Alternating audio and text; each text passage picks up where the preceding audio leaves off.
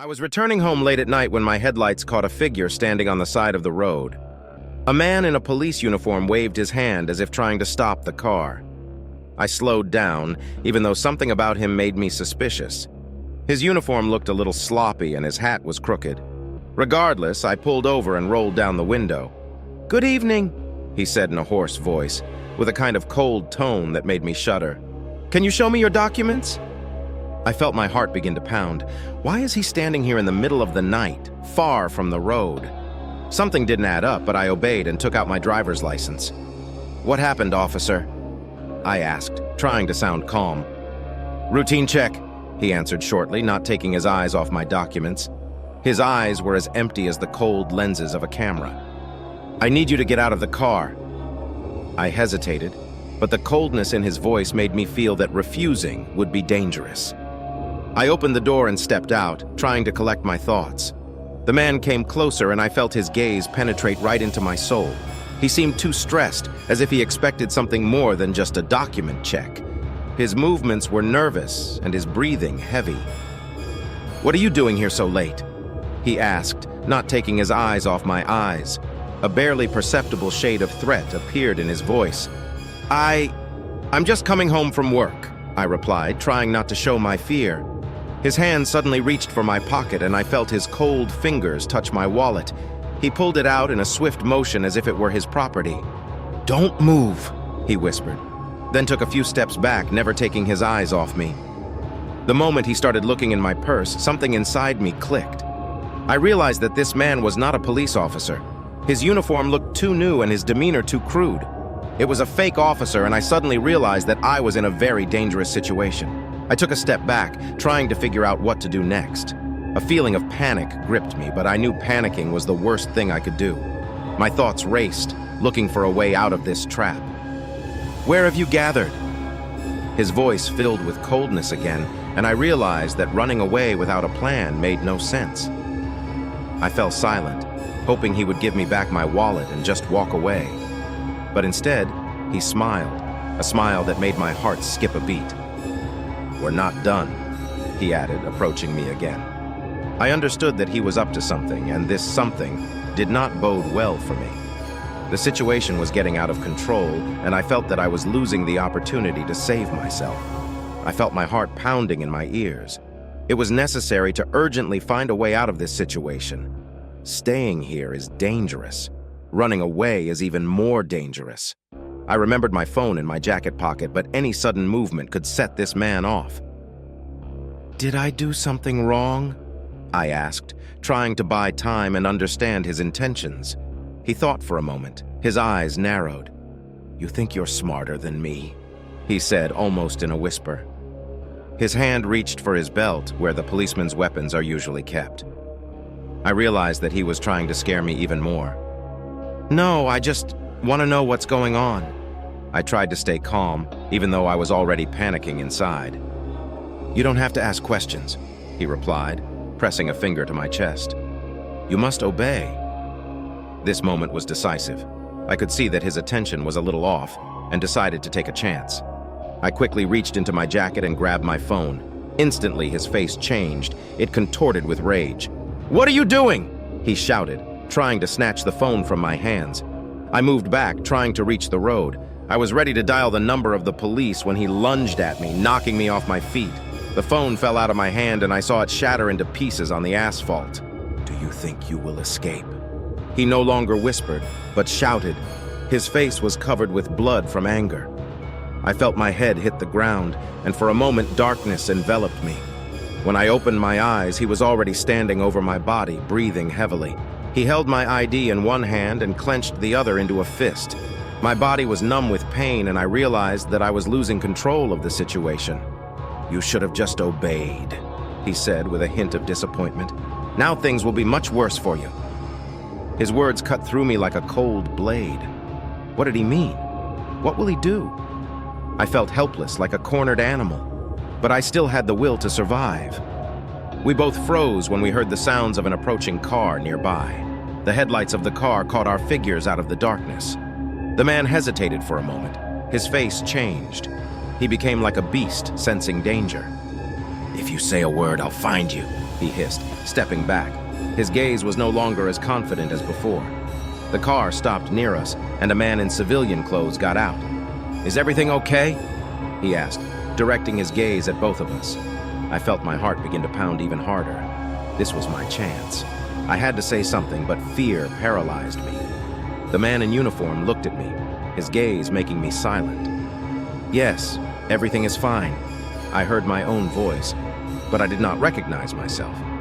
I lied because I was afraid of what might happen if I told the truth. The civilian eyed us both suspiciously, but decided not to interfere. He returned to his car and drove away, leaving me alone with the fake policeman. I could feel my soul screaming, but no words came out of my mouth. The uniformed man smirked, satisfied that he had broken me. "Now we will continue our conversation," he said, wiping the sweat from his forehead. "You have no choice." I realized that I had driven myself into a dead end. The only chance of salvation disappeared with the car disappearing into the distance. I didn't know what to do next. Each step could lead to even greater trouble. I was trapped, and getting out of it was now almost impossible. He moved closer, his hand reaching for my waist again. "Let's see what else you're hiding," he said with a terrible smile on his face. The sequel will unfold this story, plunging the hero into ever deeper and creepier situations, where fear and danger become his constant companions. I could feel a cold sweat running down my back as he began to search me. His movements were rough and impolite, but there was nothing I could do. All my strength was directed at not breaking down and doing something that would anger him even more. "Nothing interesting here," he muttered when he found nothing but a few bills and car keys, but I could see his frustration growing. He wanted more than just money. He wanted to break me, make me feel helpless. "Get in your car," he ordered, tossing back my wallet. His voice was full of disgust, as if I was just another obstacle to something bigger. I hesitated, but again I felt I had no choice. My hands were shaking as I opened the door and got into the driver's seat. He took a seat next to me, closing the door tightly. "Now go," he said, pointing to the road in front of us. His voice was cold and distant. I started to drive, trying to concentrate on the road, although my thoughts did not leave me alone. Where is he taking me? What does he want?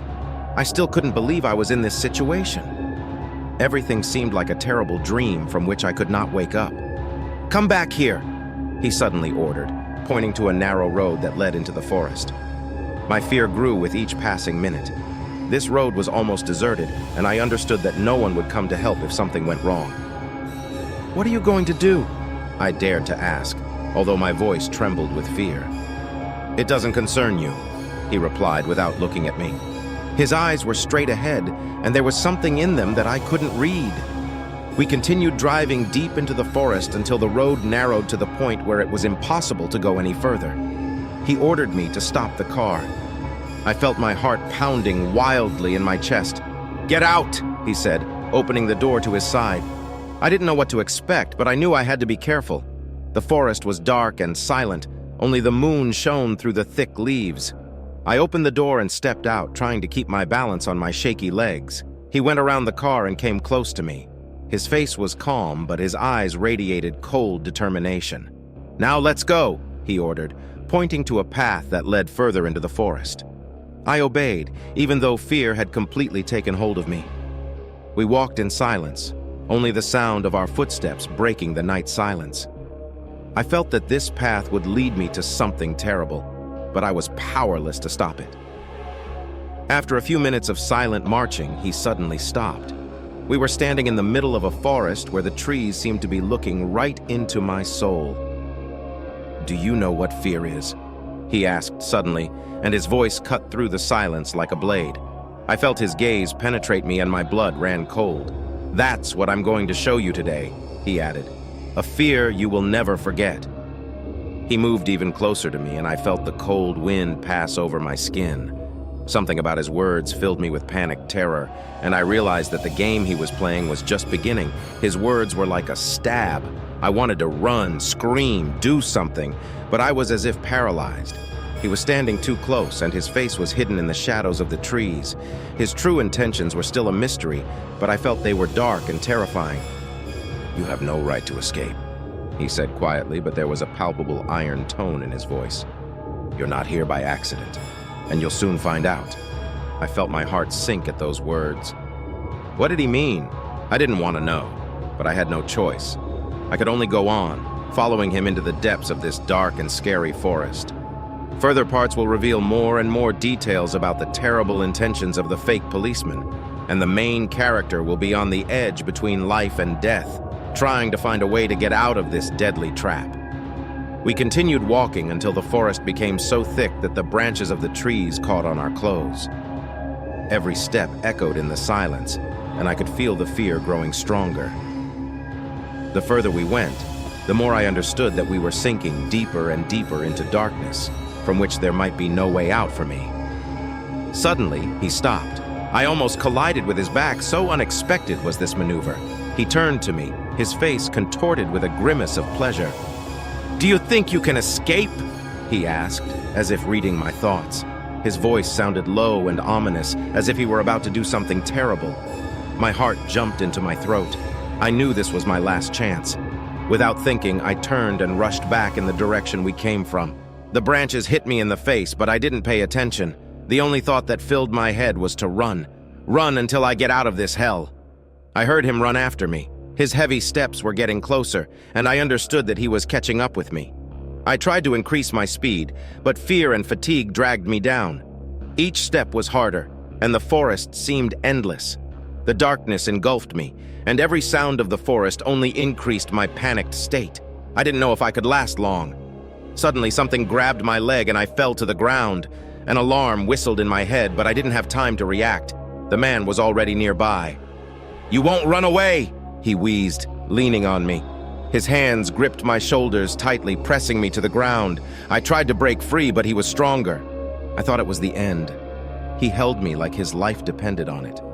His face was only a few centimeters away from mine, and all I could see in his eyes was a cold emptiness. "Do you really think you're smarter than me?" he hissed, clenching his fists. I felt even more panic come over me. The sense of hopelessness and horror was unbearable. "But I'll do it quickly," he added, a hint of pleasure in his voice. I couldn't understand what he meant, but I knew it was something terrible. I realized that I had to act immediately. Gathering all my strength, I sharply hit him with a knee in the stomach. He yelped in pain, and it took me a few seconds to snap out of his ecstasy. I pushed him away and ran again, but this time I didn't know where. I heard him rise to his feet and start chasing me again. My lungs were burning from lack of air, and my legs could barely move, but I could not stop, because I knew that then everything would be lost. Suddenly, I heard more footsteps. They were approaching from the other side, and I couldn't make out who it was. Another dangerous enemy? Or perhaps someone who came to the rescue? A silhouette emerged from the darkness, and I felt a new fear wash over me. But when he got closer, I saw that it was a woman. She looked excited and had a small flashlight in her hands. "What's going on here?" she asked, seeing the two of us. Her voice was full of anxiety and suspicion. My pursuer froze in place, and I realized that this woman was my only chance for salvation. I had to find a way to convince her to help me before he could take another step. The sequel unfolds even more tension, where the main character, balancing on the edge of life and death, tries to find a way to get out of this deadly game, which continues to drag him into its dark traps. The woman looked at us in disbelief, and I could see her hands shaking as she held the flashlight. My words barely left my mouth, but I tried to look as if I had nothing to hide. "This man, he's not a cop. He wants to do something bad to me," I said, trying to keep my voice calm. "Please help me." Her eyes widened in shock, and I could see fear filling her. She glanced quickly at my pursuer and then back at me. I prayed that she would believe me and be able to help. The pursuer did not waste time either. He looked aggressive, ready for new actions, his face covered cold anger. "What are you doing here?" he asked, coming closer. His voice was dark and threatening. The woman seemed confused. Her hands were still holding the flashlight, but now she looked wobbly. She took a step back, unsure of what to do. I could feel her confusion turning to fear, and that made me even more anxious. I don't know what to do," she finally said. "I need to call the police." "Don't do it," I shouted, realizing that this could make the situation worse. My stalker was getting closer, and I was afraid that she might be the next victim. "You will not be able to avoid responsibility," the man hissed, approaching us. You will still be responsible for your interference." I saw his hands go to his waist again and realized that he might be armed. I had to find a way to escape, or this woman would be in danger too. At that moment, the woman suddenly made a sudden movement and quickly walked back to her car. She dialed the number and apparently tried to contact the police. I prayed that it would not be fatal for her. As she disappeared into the darkness, I felt I had to act fast. My pursuer focused on me again, his face contorted with rage. "You're going to feel real scared if I catch you," he said, as if it were a cruel game. I could feel him trying to pull me into his trap again. I tried to gather all my strength to escape, but my legs were heavy and the fear was paralyzing. He was slowly getting closer, and I knew I had to act. I decided the only thing I could do was try to find any way to distract him until help arrived. Finding the last bit of strength in me, I decided to try another strategy. I turned away from him and started digging in the ground, as if looking for something. It was a risky maneuver, but I hoped he would try to check what I was doing, and that would give me time to escape. "What are you doing?" he asked, his voice full of suspicion and irritation. I was silent, concentrating on the kick. I needed to buy time and hoped this trick would work. I heard his footsteps approaching and waited for the moment when he would turn his attention. Suddenly, I heard the sound of an engine. My heart pounded in my chest when I realized it was a car. It could be help or new danger, but I hoped for the best. I looked up and saw the light of the headlights breaking through the trees. My pursuer noticed this as well, and his face contorted with anger. He started moving to hide in the woods, but I couldn't tell if he was walking or hiding somewhere. The car stopped, and a man armed with a flashlight got out. He looked confused, but there was a determined look in his eyes. "What's going on here?" he asked, his voice full of anxiety. I saw him look at me and then quickly look at the forest. He's not a cop! Help me!" I shouted, trying to contact him. The man quickly assessed the situation and took a few steps towards me. He was determined and seemed ready for any challenge. "Stay here! I'll try to find him," he said, pulling a walkie-talkie out of his pocket. I heard him call the police and ask for emergency help. I watched him head off into the woods, trying to find whoever was chasing me. My fear had turned to hope, but I still wasn't safe. The wait was terrible. I sat looking at the forest and listening to the sounds coming from the darkness. I tried not to think about the possibility that the man who came to my aid might just be part of my pursuer's plan. Suddenly, I heard the sounds of police approaching. My legs were weak, but I gathered all the strength to get up and go to them. I saw police cars drive down the road and stop not far from where I was sitting. The police quickly found me and started asking about the events.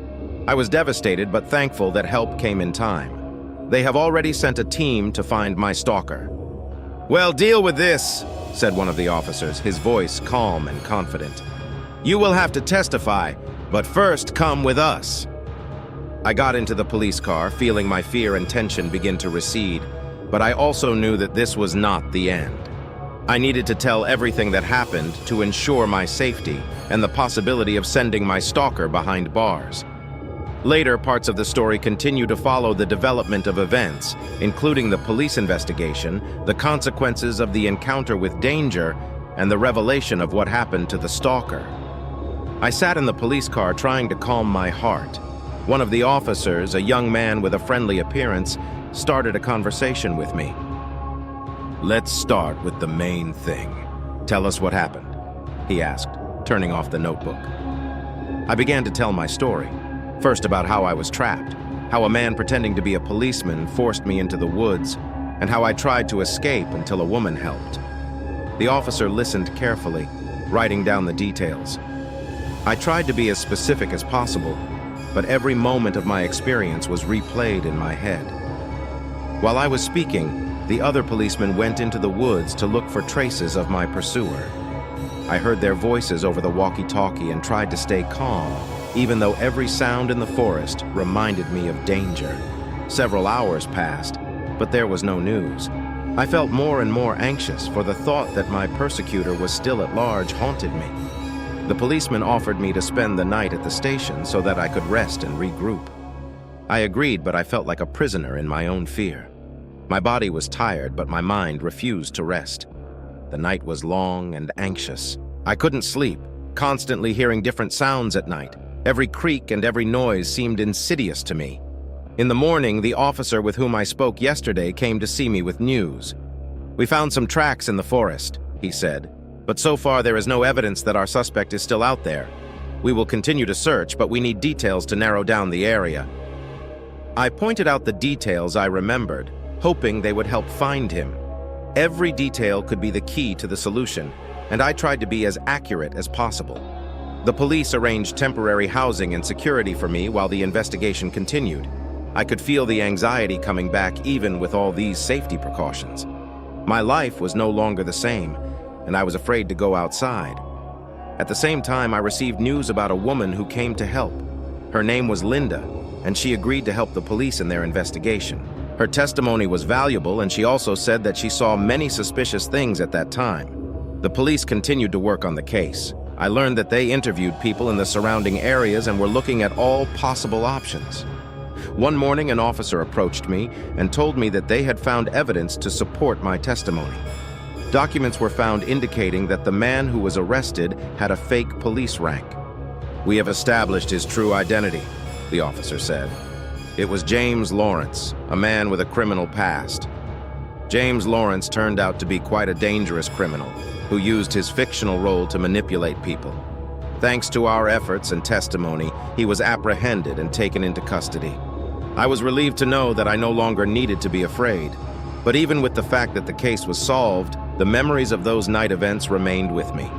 I continued to work on my recovery and return to a normal life. Although the fear and anxiety remained, I tried to find peace in my daily life.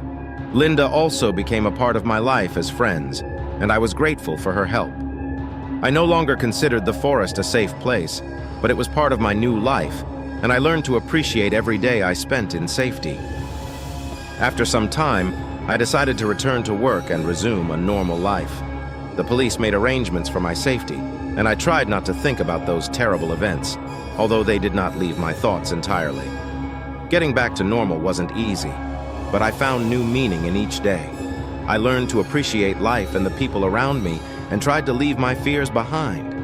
I continued to live my life trying to find a new balance and peace. Although the events of that night left their mark on my memory, I learned to cope with them and find the strength for new beginnings.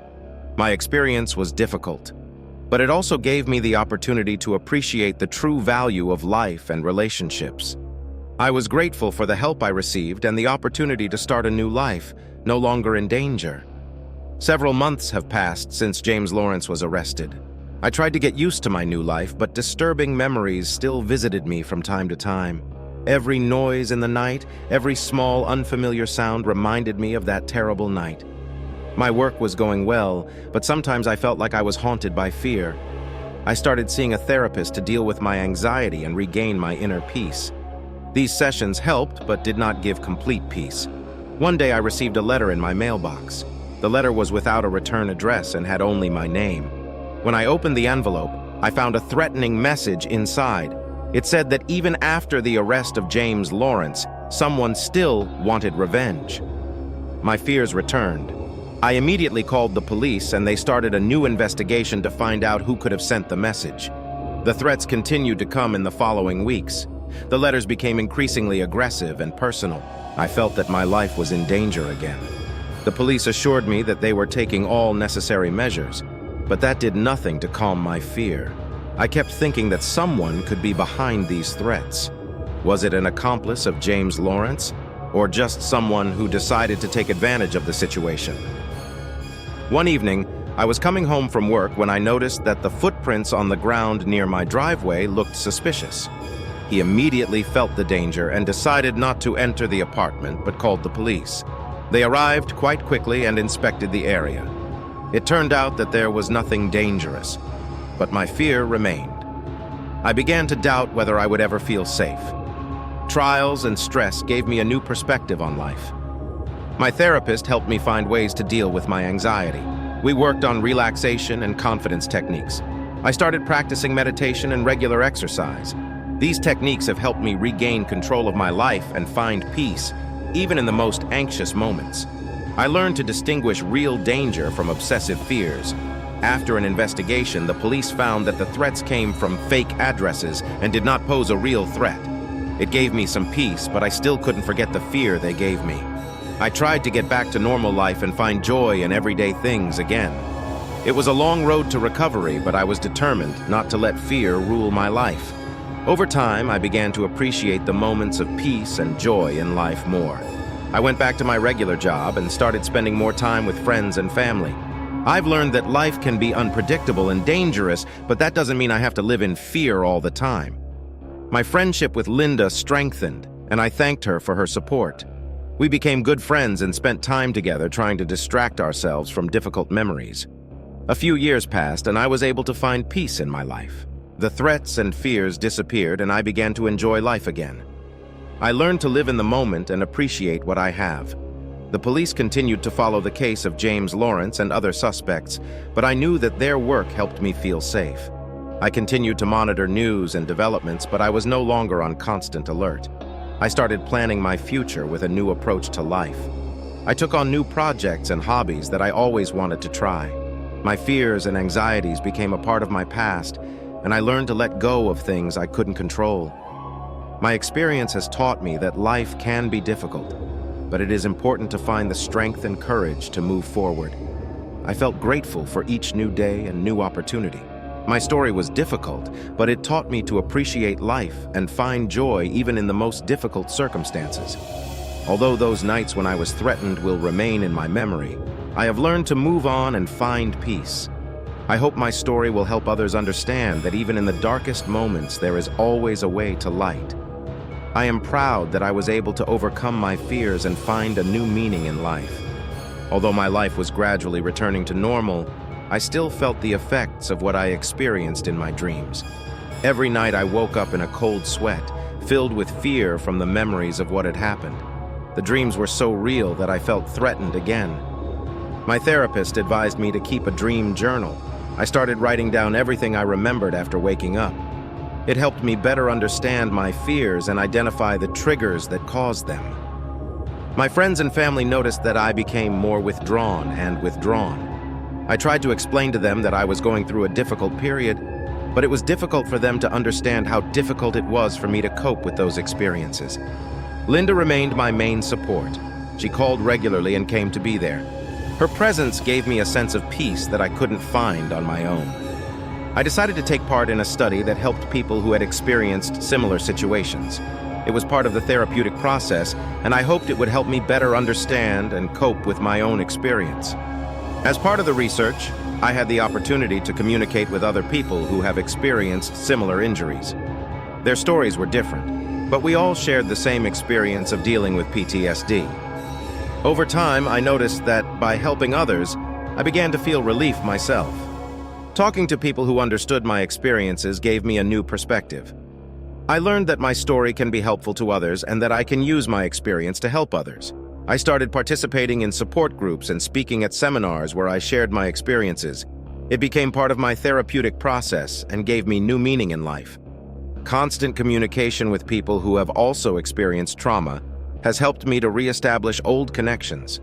I started reconnecting with friends I hadn't seen for a long time and gradually returned to a normal social life. I learned to talk about my experiences openly and honestly, not to be afraid of judgments. It helped me make new friends and strengthen old relationships.